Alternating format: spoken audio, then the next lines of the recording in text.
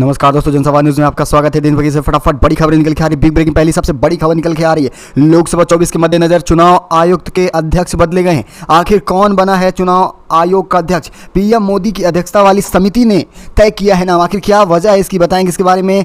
वहीं दूसरी बड़ी खबर निकल के आ रही है। लोकसभा चुनाव में अगर राहुल गांधी ने किया है बड़ा वादा, कहा अगर विपक्षी टीम इंडिया आती है सत्ता में तो किसानों की आवाज बनेंगे। जी बताएंगे इसके बारे में। वहीं एक और बड़ी खबर निकल के आ रही है। एक देश में एक चुनाव को लेकर कोविंद समिति ने राष्ट्रपति को सौंप दी है रिपोर्ट। आखिर क्या कुछ निकल के आ रहा है रिपोर्ट में, ये बताने वाले हैं। वहीं एक और बड़ी खबर, किसानों की दिल्ली में आज हो रही महापंचायत को लेकर क्या कुछ फैसला निकल के आ रहा है और क्या कुछ एडवाइजरी जारी की गई, ये बताने वाले हैं। वहीं चलेंगे अगली एक और बड़ी खबर निकल के आ रही है। अरविंद केजरीवाल ने पीएम मोदी पर और तमाम खासकर एनडीए के नेताओं पर बोला करारा हमला। कहा देश में विभाजन कराने की रणनीति कर रहा है CAA। वहीं एक और बड़ी अपडेट निकल के आ रही है। कांग्रेस ने चुनाव से पहले महिलाओं को लेकर किया बड़ा ऐलान। महिलाओं पर रहेगा फोकस। नारी न्याय गारंटी की कर दी गई है घोषणा। एक और अपडेट निकल के आ रही बड़ी खबर, पंजाब में आ गई है आम आदमी पार्टी की लिस्ट। सीएम भगवंत मान के साथ 5 मंत्रियों को मिला है टिकट, बताएंगे इनके बारे में। वहीं चलेंगे अगली एक और बड़ी खबर निकल के आ रही है। जी दोस्तों, आपको बता दें शराब घोटाले मामले में सीएम केजरीवाल पहुंचे हैं अदालत। क्या कुछ अदालत में चुनौती दी गई, ये बताने वाले तमाम बड़ी खबरें निकल के आ रही है, जिनको जानना आपको बेहद जरूरी है। लेकिन उससे पहले आपसे एक छोटा सा निवेदन, अगर आप हमारे चैनल पर नए हैं तो चैनल को सब्सक्राइब वाले करना जरूर दबाइएगा। देश दुनिया की फटाफट बड़ी खबरों को पाने के लिए दरअसल पहली और सबसे बड़ी खबर निकल के आ रही है चुनाव आयोग को लेकर। जैसे जैसे चुनाव नजदीक आ रहा है ऐसे में बीजेपी किसी न किसी तरह से सत्ता में आने के लिए 24 में हर पैतरे आजमा रही। जी आपको बता दें, प्रधानमंत्री नरेंद्र मोदी की अध्यक्षता में गठित समिति ने नए चुनाव आयुक्त के नाम को लेकर ऐलान कर दिया गया है। जी हाँ, नए अध्यक्ष बन चुके हैं चुनाव आयोग के। गणेश कुमार और बलविंदर सिद्धू को अगले चुनाव आयुक्त के लिए चुना गया है। कांग्रेस नेता अधीर रंजन चौधरी ने इस बैठक में शामिल हुए थे। उन्होंने कहा कि इस बैठक में पीएम मोदी और गृहमंत्री अमित शाह की मौजूद रहे थे और उन्होंने चुनाव के लिए 212 नामों की लिस्ट दी गई थी। मैंने पहले ही सूची में मांग की थी क्योंकि चयन के लिए नामों की छोटी सूची मांगी गई थी ताकि हम जाँच कर सके। इतनी लंबी सूची देने की कोई ज़रूरत नहीं थी। कल रात मुझे लिस्ट दी गई और इसमें कम समय में इतने नामों के बारे में जानकारी जुटाना संभव नहीं था। यानी कि बीजेपी की सोची समझी रणनीति थी इतने ज़्यादा नाम लेकर आना और फिर 2 नामों पर अपने आप से ही मुहर लगा देना। जी हाँ, अधीर रंजन चौधरी ने नए चुनाव आयुक्तों की नियुक्ति को लेकर सवाल उठाते हुए कहा कि समिति के सामने कुल 6 नाम रखे गए थे, इनमें से 2 नामों पर मुहर लगाई गई है। अधीर रंजन ने चयन समिति के भारत के मुख्य न्यायाधीश की जगह पर केंद्रीय मंत्री अमित शाह शामिल हुए थे। उन्होंने कहा कि कानून को लेकर केंद्र पर भी निशाना साधा गया। उनका कहना है कि CGI को इसमें शामिल रहना था, लेकिन पूरी तरह से कानून व्यवस्था भ्रष्ट हो चुकी है। आपको बता दें कि CGI के बिना ही चुनाव आयुक्त को नियुक्त किया गया है। वैसे आपकी क्या राय है नए चुनाव आयोग के अध्यक्ष को लेकर? अपनी राय कमेंट के माध्यम से देना ना भूलिएगा। वैसे आपको बता दें गणेश कुमार 1988 बैच के केरला वार्ड से IPS रहे हैं। आपको बताए चले कि गणेश कुमार पिछले दिनों से सहकारी मंत्रालय में सचिव के पद पर थे। वैसे आपकी क्या राय है इसको लेकर? अपनी राय दीजिएगा। चलेंगे अगली एक और अपडेट निकल के आ रही है। बड़ी खबर है लोकसभा को लेकर। राहुल गांधी ने किया बड़ा ऐलान। कहा अगर विपक्षी पार्टी आती है सत्ता में तो किसानों की आवाज़ बनेगी। जी हाँ, कांग्रेस नेता राहुल गांधी ने कहा है कि विपक्षी दलों का गठबंधन India national development exclusive alliance अगर सत्ता में आता है तो वह किसानों की आवाज़ बनेगा, ऐसी नीतियाँ बनाएगा जो सुरक्षा कर सके। राहुल गांधी भारत जोड़ो न्याय यात्रा के तहत शरद पवार और संजय राउत के साथ महाराष्ट्र के नासिक जिले के चंडवाद में एक किसान रैली को संबोधित कर रहे थे। राहुल गांधी ने कहा कि विपक्षी गठबंधन इंडिया आएगी तो वो किसानों की हर एक बात को सुनेगी और किसानों के दर्द को भी समझ पाएगी। ये सत्ता पूरी तरह से रूढ़वादी है और ये कहीं ना कहीं लोकतंत्र और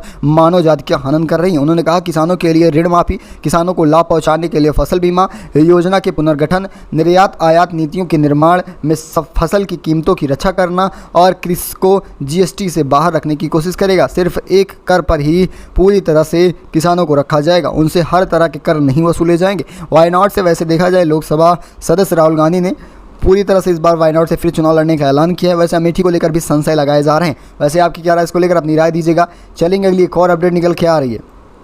बड़ी खबर निकल के आ रही, दिल्ली के रामलीला मैदान में किसान मौजूद। जी, महापंचायत हो रही। आज सरकार के खिलाफ लड़ाई हो रही है तेज, प्रस्ताव कर देंगे पारित। बड़ी खबर निकल के आ रही, MSP समेत कई मांगों को लेकर किसानों का आंदोलन जारी है और आंदोलन बढ़ता ही जा रहा है। किसान हरियाणा पंजाब के शंभू बॉर्डर पर डटे हुए हैं। दिल्ली के रामलीला मैदान में आज किसानों की महापंचायत है। सुबह 11 बजे से ही पंचायत शुरू है और ये पंचायत लगभग 2:30 तक चली है। किसानों का यह कार्यक्रम देखा जाए तो कहीं ना कहीं अब फिर से सरकार की मुसीबतें बढ़ा आ रही है। दिल्ली पुलिस ने किसानों को 5000 से अधिक संख्या में एकत्र नहीं होने दिया, ट्रैक्टर नहीं जाने दिया है, रामलीला मैदान में कोई भी मार्च नहीं कर पाएगा, शर्त ये सब रखी गई है। वैसे देखा जाए इन शर्तों को मानने के लिए भी किसान तैयार है। किसान का कहना है कि हम शांति ढंग से ही महापंचायत करेंगे, लेकिन वो कह रहे हैं कि सरकार उनकी मांग को भी पूरा करे। रामलीला मैदान में हो रही है महापंचायत। किसान संगठनों का नेतृत्व कर रहे संयुक्त किसान मोर्चा ने कहा है कि रामलीला मैदान किसान मजदूर पंचायत आयोजित की जा रही है, जहां सरकार की नीतियों के खिलाफ लड़ाई तेज की जाएगी। वैसे आपको बता दें, किसान महापंचायत को देखते हुए दिल्ली पुलिस हाई अलर्ट पर है, सुरक्षा व्यवस्था कड़ी कर दी गई है। किसानों के मार्च को मद्देनजर रखते हुए 3 सीमाओं के अंदर सिंधु बॉर्डर पर किसानों को रोका गया है। किसानों की मांगे क्या हैं, आपको बता दें, सभी फसलों की खरीद पर MSP गारंटी लागू हो जाए, और वहीं देखा जाए डॉक्टर स्वामीनाथन आयोग की सिफारिश पर सभी फसलों के उत्पादन की औसत में 50% MSP दी जाए, और देखा जाए तो गत्ते पर MRP की तरह अब MSP पर भी स्वामीनाथन आयोग के फार्मूलों के मुताबिक किसानों को मजदूरों को पूरा कर्ज माफ किया जाए। पिछले दिल्ली आंदोलन में भी जो अधूरे मांगी रह गई थी उन्हें भी पूरा किया जाए। लखीमपुर खीरी हत्या मामले में न्याय हो, संजय मिश्रा कमेटी और कैबिनेट को बर्खास्त कर दिया जाए, उन्हें गिरफ्तार किया जाए। आशीष मिश्रा की जमानत रद्द हो गई थी, उन्हें भी गिरफ्तार किया जाए। बिजली क्षेत्र में जो भी खास तौर पर बिजली संशोधन विधेयक पास किए गए हैं वो दिल्ली किसान मोर्चा के तहत पूरी तरह से गलत है, उन्हें भी निरस्त किया जाए। और जो खास कर देखा जाए जो इससे पहले आंदोलन हुआ था उसमें घायलों को 10-10 लाख रुपए का मुआवजा मिलना चाहिए। वैसे इन सबके लोग आपकी क्या राय, अपनी राय देना ना भूलिएगा। क्या अगर सत्ता में विपक्ष पार्टी आती है तो क्या वो किसानों की मांगों को पूरा कर पाएगा, और किसान जो मांग कर रहे हैं वो कितनी जायज़ है या नहीं, अपनी राय दीजिएगा। एक और अपडेट निकल के आ रही है, विभाजन की रणनीति बना रही है भाजपा। जी हाँ, अब देश में फिर से होने जा रहा है बड़ा विभाजन। CAA को लेकर लगातार विपक्ष हमलावर है, लेकिन वहीं केजरीवाल ने इसको लेकर बड़ा बयान दिया है।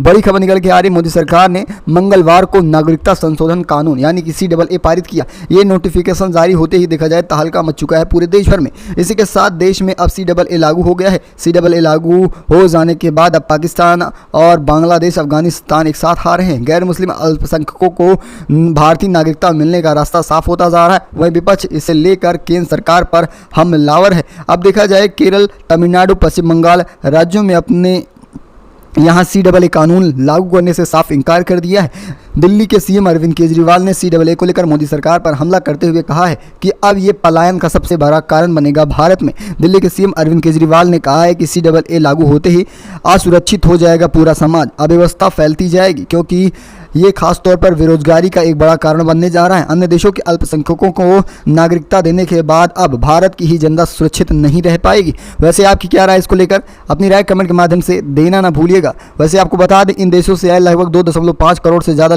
अल्पसंख्यक लोग हैं जो शरणार्थियों के रूप में रह रहे थे। अपनी राय देना ना भूलिएगा। जिस तरह से फिर से नागरिकता दी जा रही है और जो लोग हैं उनका भी भरण पोषण सरकार नहीं कर पा रही है। अगली एक और अपडेट निकल के आ रही है। जी हाँ, उत्तराखंड में UCC को मिल रही है राष्ट्रपति की मंजूरी। बड़ी अपडेट है, उत्तराखंड में समान नागरिक संहिता को राष्ट्रपति द्रौपदी मुर्मू ने मंजूरी दे दी है। राष्ट्रपति के मंजूरी मिलने के बाद यह विधेयक लागू होने जा रहा है। ऐसा करने वाला उत्तराखंड पहला देश का राज्य बन चुका है। सरकार जल्द ही इसकी अधिसूचना भी जारी कर देगी। अगले दिन ही देखा जाए कानून लागू हो जाएगा। अधिसूचना जारी होने के बाद सरकार ने इस कानून की नियमावली तय करने के लिए एक समिति का भी गठन कर लिया है। वैसे देखा जाए समिति के लिए 5 सदस्यों को चुना गया है UCC लागू करने के लिए, और कमेटी पूरी तरह से बनाई जा चुकी है। और चलेंगे इसी के साथ अगली एक और अपडेट निकल के आ रही है। जी हाँ, बड़ी खबर है, चुनाव से पहले कांग्रेस ने महिलाओं पर किया है फोकस। न्याय नारी गारंटी की कर दी गई है घोषणा। देश में आगामी लोकसभा चुनाव के मद्देनजर हलचल तेज हो चुकी है। सभी राजनीतिक दल चुनाव की तैयारियों में जुटे हैं।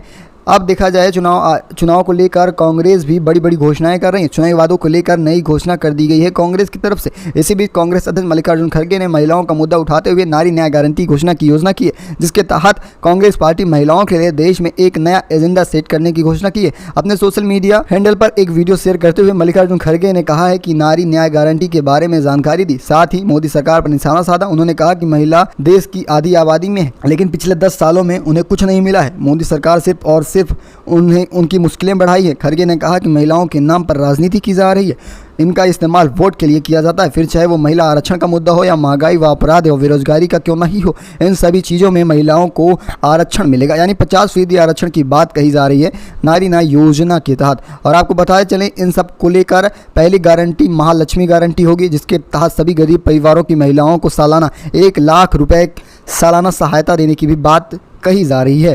वैसे आपकी क्या राय, इसको लेकर अपनी राय दीजिएगा। वहीं एक और बड़ी खबर निकल के आ रही है, पंजाब में आ गई है आम आदमी पार्टी की लिस्ट। सीएम भगवंत मान सहित 5 मंत्रियों को चुना गया है।